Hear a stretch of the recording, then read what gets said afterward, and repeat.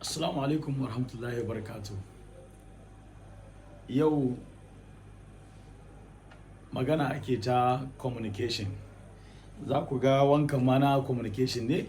To alhamdulillah wannan bidiyo na yau na zo ne saboda in sanar da ku wato appointment da Allah maɗaukakin sarki ya ƙaddarce ni da samu daga local government ta wannan wato gari na Esan West local government. Takarda ta zo hannu jiya chairman local government ya kira ni, na je hannu da hannu ya bani wannan takarda don fara aiki immediately. Don haka daga yanzu za ka iya kira na da coordinator amma a wannan garin na da haka yanzu ga yana appointment offer of appointment as coordinator in charge of POS in Hausa quarters in Esan West local government Ekpoma. Ni ne a matsayin coordinator in charge of duk wani bahaushe wanda yake POS a wannan wato local government din entirely.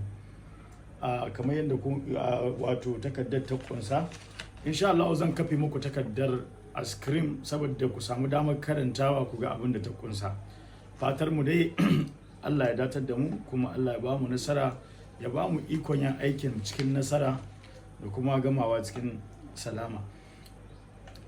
Kamar yadda kuka sani, wannan aiki da mun ka samu na appointment daga local government wato wani abu ne wanda za a cewa wato karo na farko, domin dai ni na zauna nan wannan gari shekara 16 yanzu, ban taba wato experiencing wani bahaushe ba da an ka ba irin wannan damar da an ka ba mu yau. Muna godiya ga Allah maɗaukin sarki. Allah ya ba mu ikon wato jagorancin da kuma tafiyar da aikin a bisa amana ba tare da cutar da kowa ba.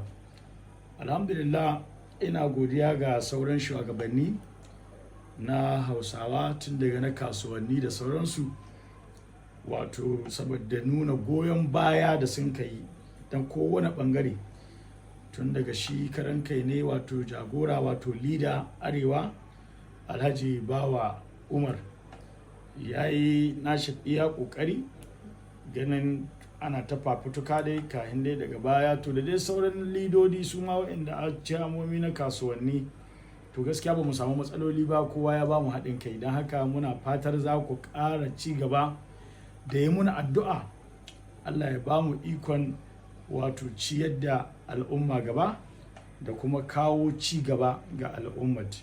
Wannan aiki ya fara ne immediately.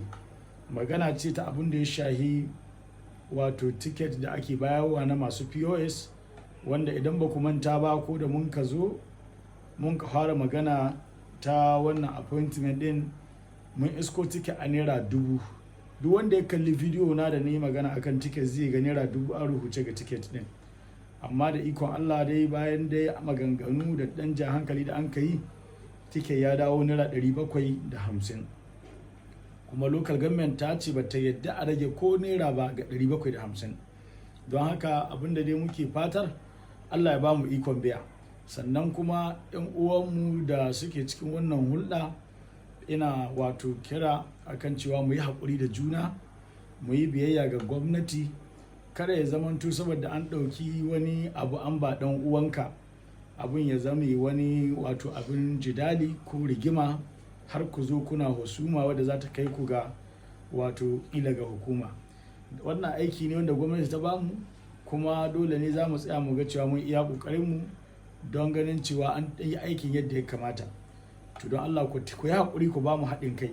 Insha Allah akwai tsari mai kyau wanda ni a matsayina na jagoran aikin ni hito da shi don ganin cewa kowane bahaushe ya samu sauƙi. Iya abin da zan ce kenan. Ina mu kowa fatan alkhairi, kuma ina fatan nima za ku mu fatan alkhairi da kuma gamawa lafiya a cikin wannan aikin da kuma rayuwar baki ɗaya. Na gode, sai wani lokaci da mu.